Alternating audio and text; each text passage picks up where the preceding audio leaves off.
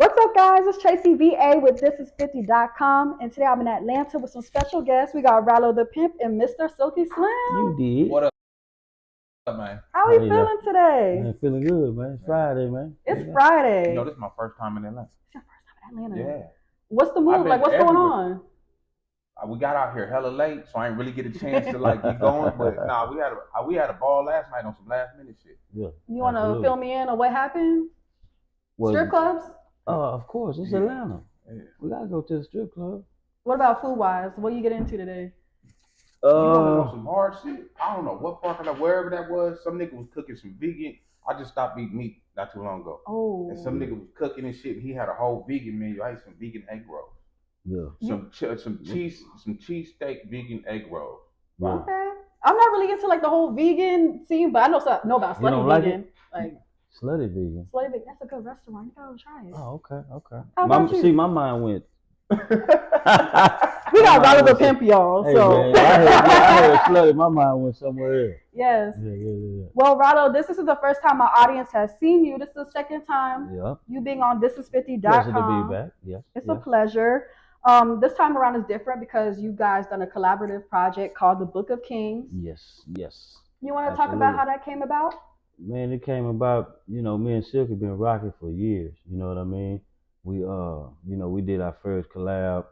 What, that was about 17, 16. Nah, it was before that. It had to be 14 or something like that. Yeah. And the song was called Pimpin' That Horn. Yeah. Okay. Yeah. Pretty descriptive. Exactly. Yeah. But it did what it was supposed to do. Yeah. It was a hell of a record. Yeah, for sure. Still a hell of a record. Yeah. What was it about that song you feel made you guys, confirm for you guys that you guys made a great pair when it comes to making music? All right, so No, you good. So when you talking about the game on some music shit, yeah, you know what I'm saying? I feel like I'm the end all be all, right? You know what I'm saying? I'm coming up, I know all the game, everybody is listening to my shit. I go to Miami, everybody bumping this dude named Ralo the Pimp. Yeah. And so immediately when I hear people rap out this shit, it's like, you had niggas that rap about this shit, and then you could tell this nigga really know what the fuck he doing. This nigga, I'm listening, this nigga hard. Just so happy, they reach out, he sent me the record. I'm like, I do, because he already had the hook in his verse on there, so I knew I had to come with it. And man, it was magic. It was magic. You know what I'm saying? Yeah. And now here we are, 2023 Book of Kings. Yeah, man. Yeah. And I think we just put together. I hate calling shit classics. You know what I'm saying? Because that's just everybody throw that word out there. Call it what it is, man. Just like people, everybody want to call themselves the GOAT and this and that. You know what I mean? But this project, man, I was really excited about. You know what I'm saying? And I really feel like it's gonna grow into something like that. You know what I'm saying? If it's not a classic already, I feel like it has that potential. There's definitely a lot of emotions in that project, especially starting with the introduction. Like you guys had like that theme going on. Yeah. What were you guys striving for in the intro? I mean, that was something, to be honest, that's something Silk kind of came up with. You know what I'm saying? Well, we had this Book of Kings, and we called it Kings because he's really a king. Yeah. You know what I'm saying? And I'm really a king. You know what I'm saying? Where we at, you know what I'm saying, in the culture, it's like, motherfucker listen to him, they listen to me. If they listen to me, they listen to him. Yeah. And that didn't happen from something that we came together and did. That happened organically on its own. So it was like, when we came together, it was Book of Kings. Yeah. We had to talk about it. What is a king? Why are we calling this Book of Kings? And what does it, what is a king? And the question of it all was, are you a king? You dig what I'm saying? Like, do you run your household like a king should? You know what I'm saying? So that's kind of what the intro of it was. And in what way, Ralo, would you describe yourself as a king that you feel? I mean, I just feel like I stand on principles, and I just run, like I said, running your household as a king should. You know what I'm saying? You take life gonna experience is the best teacher. You know what I'm saying? So I feel like it's a role that you kind of got to grow into. You know what I'm saying? There's nothing that can just happen overnight. You know what I'm saying? You got to be around the right people.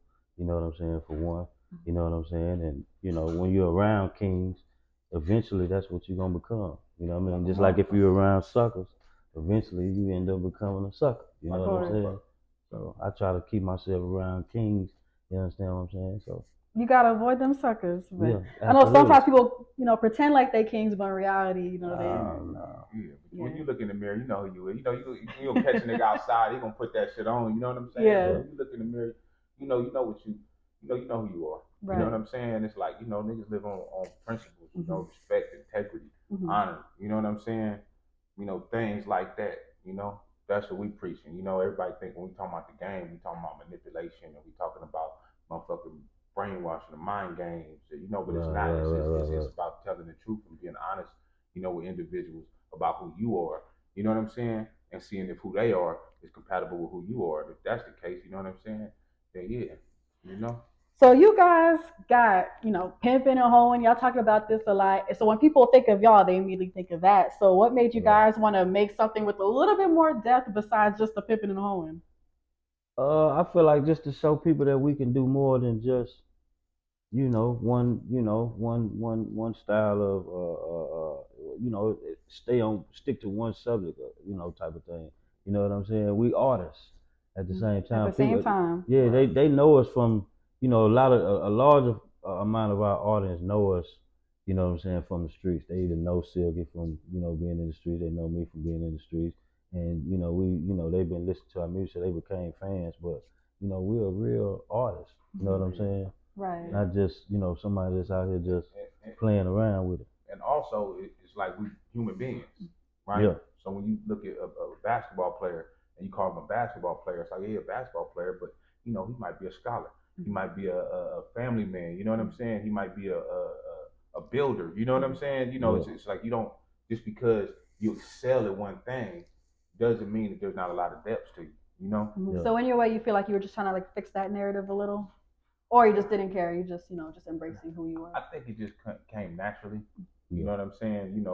As I can't speak, for Ralo, but I know we similar in a lot of ways with things. Yeah. As I continue to do music, I got more comfortable with opening up.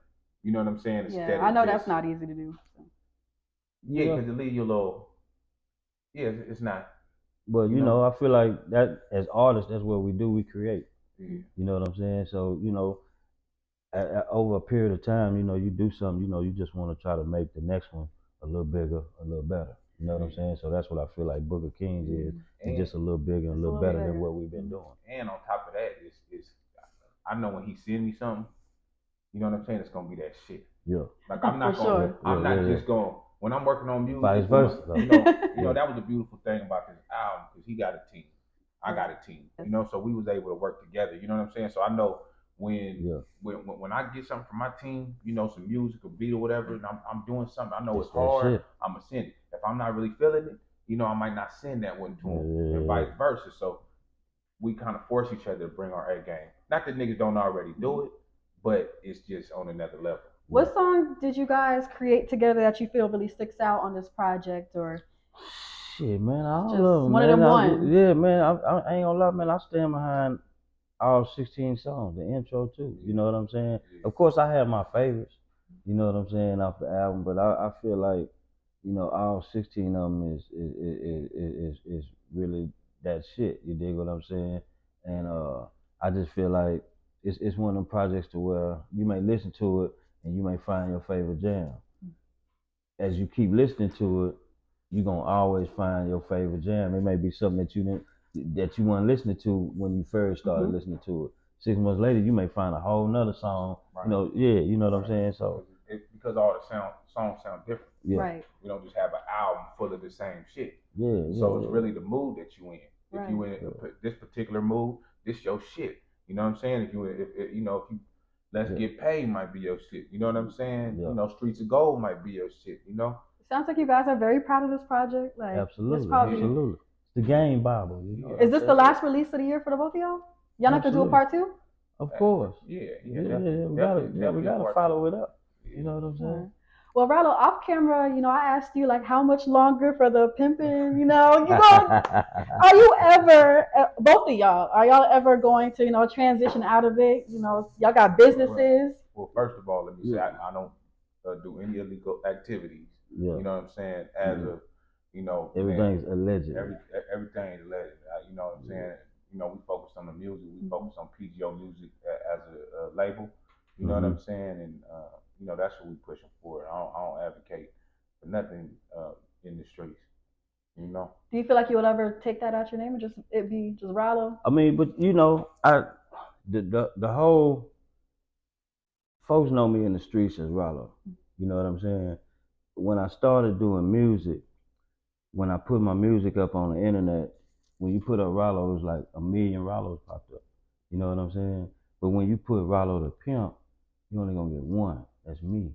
You know what I'm saying? So that's basically, you know, how that whole came about. I was just trying to separate the live from the job. I was trying to separate myself from the rest of everybody else. You know what I'm saying? Yeah, and also, you know, I think when people think of the word pimp like it's a bad word, like you're just talking about women and sex trafficking and shit, right? But pimping isn't like it's not a person, place, and thing. It's a concept.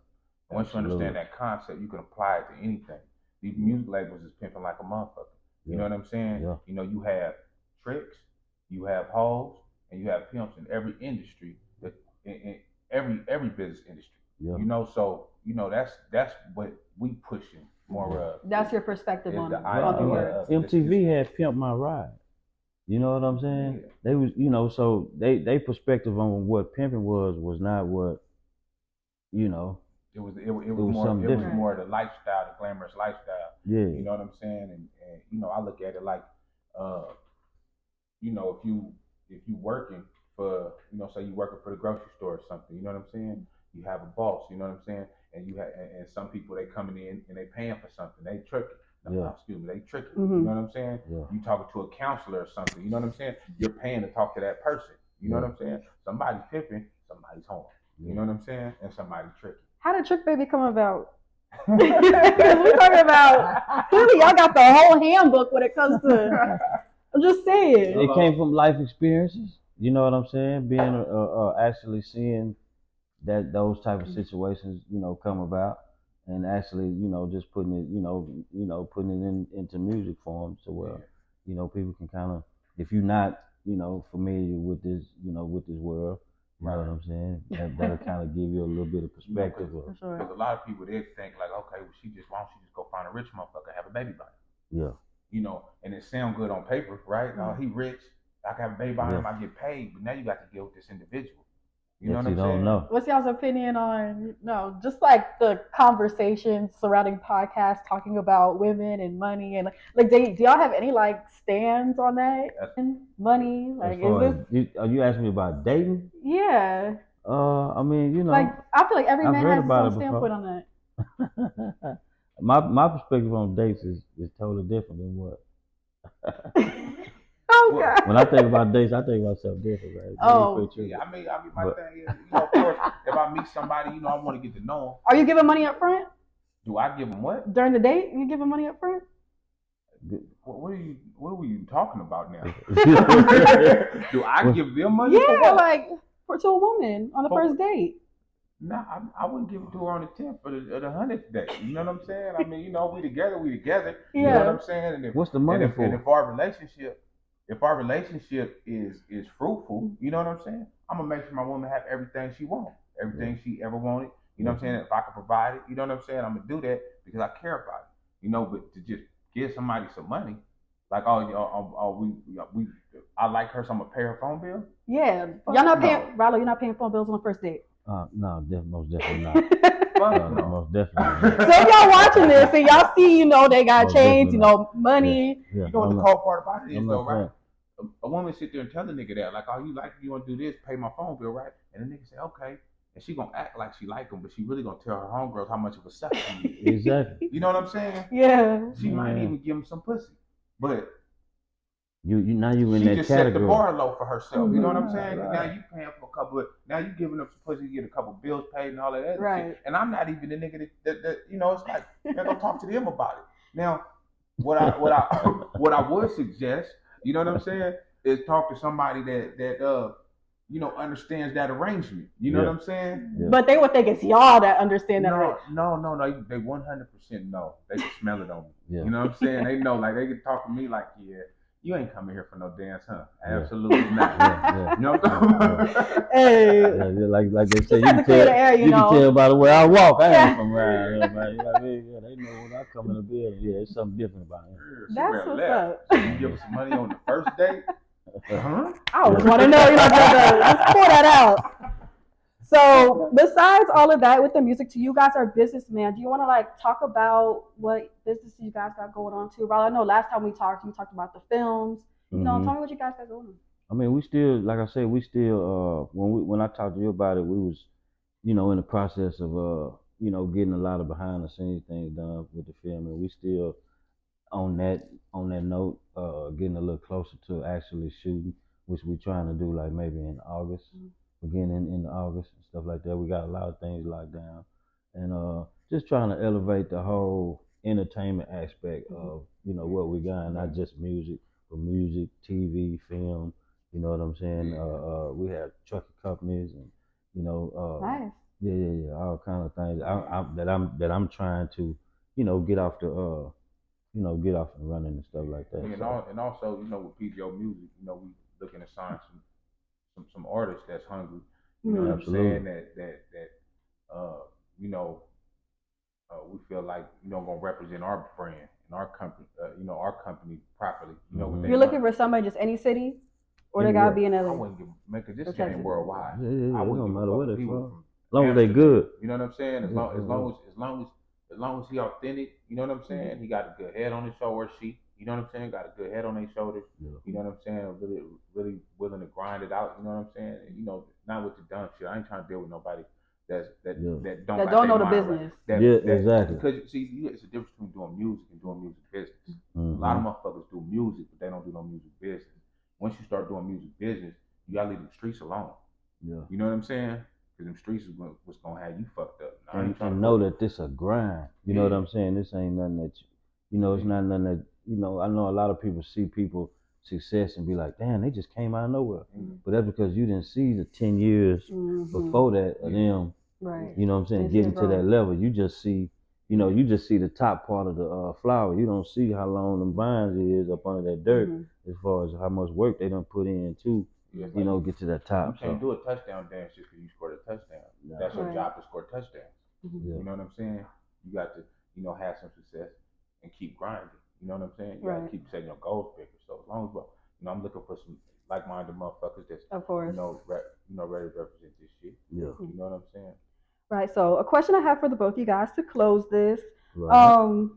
What motivates you guys to keep doing the music that you're making and making this a career? I mean, like, for me,